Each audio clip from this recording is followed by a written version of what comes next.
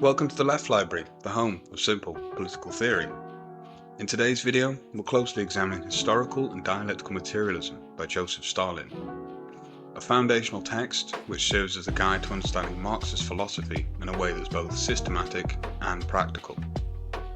In this video, we'll explore Stalin's explanation of dialectical materialism, which is the laws of motion that drive both nature and society, and how historical materialism applies these principles to the development of human history. We'll look at how contradictions, class struggle, and the relationship between the economic base and ideological superstructure shape our world. Along the way, we'll highlight key quotes and offer detailed explanations, ensuring both beginners and veteran Marxists can follow along. By the end of the video, you'll have a clear understanding of the core concepts in Stalin's work, and more importantly, you'll see how these ideas can be applied to understanding the crises and struggles of our modern world. Stalin begins by positioning Marxism as a scientific worldview, one that doesn't rely on abstract speculation, but instead seeks to uncover the objective laws governing nature, society, and human thought. Marxism, Stalin argues, is not just a set of theoretical concepts, but a practical guide for action. He writes, open quote, "Marxism is the science of the laws governing the development of nature and society, the science of the revolution of the oppressed and exploited masses, the science of the victory of socialism in all countries, the science of building a communist society." End quote. This opening sets the stage for the text's purpose, to clarify the philosophical foundations of Marxism so they can be applied practically in revolutionary struggles. Stalin emphasizes that Marxism is built on two interconnected pillars: dialectical materialism, which serves as the philosophical method, and historical materialism, which applies this method to society and history. Stalin is careful to draw a distinction between Marxism as a science and other forms of philosophy that merely interpret the world without seeking to change it. For Marxists, understanding reality isn't enough. Theory must act as a guide to revolutionary action. Stalin warns against the dangers of separating theory and practice, reminding readers that without revolutionary theory, revolutionary action becomes aimless, and without revolutionary action, theory becomes sterile. This chapter prepares us to understand the philosophical backbone of Marxism, laying out the connection between theory, science, and real-world change.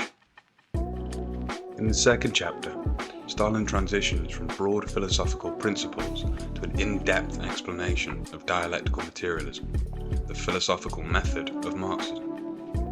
For Stalin, dialectical materialism provides the tools needed to understand the constant motion, change, and interconnectedness of reality. He explains that dialectics is the study of, open quote, "the most general laws of motion and development of nature, society, and thought," end quote. At its core, Stalin identifies four key principles of dialectical materialism, but rather than presenting them as abstract laws, he explains them as tools for understanding and analyzing the world. First, Stalin discusses the principle that everything is in a state of constant motion and change. Nothing is static. All phenomena are in a process of becoming and ceasing to be. This principle applies to nature, society, and human thought alike. Second, he emphasizes the mutual connection and interdependence of all phenomena. Nothing exists in isolation.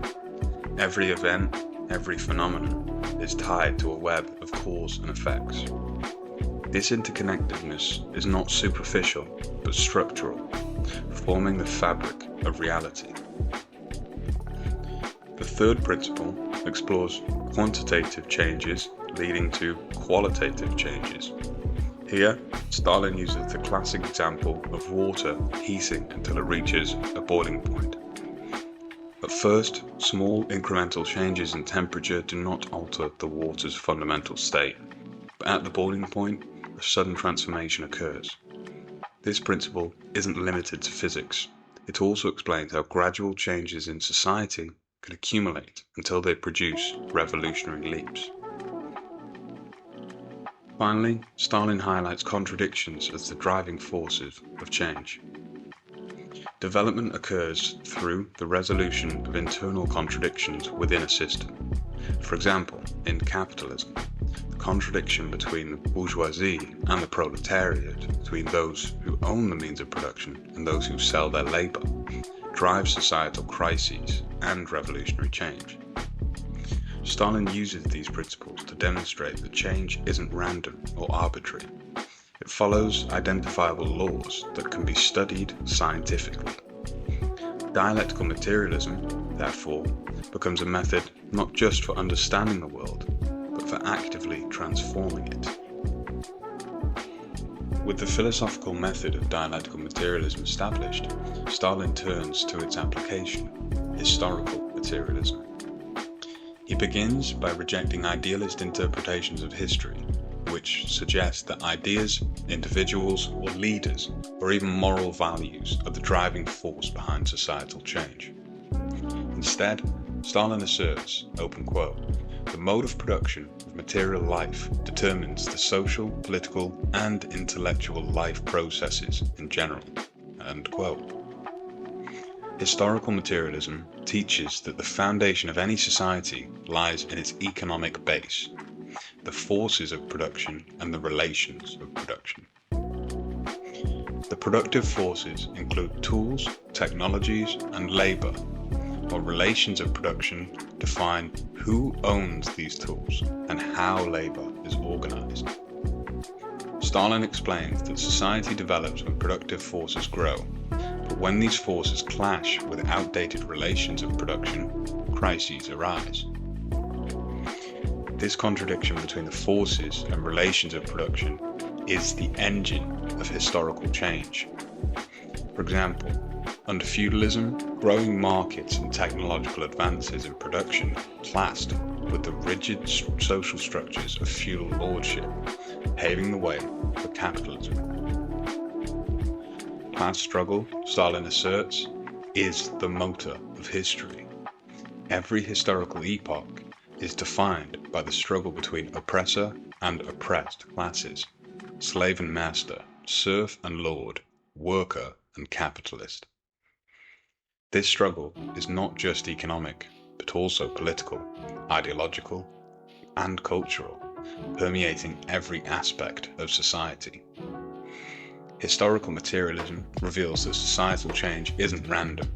It follows laws grounded in material reality. And while individuals and ideas play a role, they cannot overturn or bypass the material conditions that shape history. Next, Stalin takes care to address the role of ideas and consciousness in historical development. While the economic base determines the superstructure, Stalin makes it clear that ideas can, under certain conditions, become powerful forces for change. He explains that ideas arise from material reality. They are shaped by the social and economic conditions in which they develop. However, once they emerge, they can have a feedback effect, influencing the course of events when they align with historical necessity. For example, Marxist theory gained prominence because it accurately reflected the contradictions of 19th century capitalism. Revolutionary ideas don't emerge in a vacuum. They arise from real material struggles.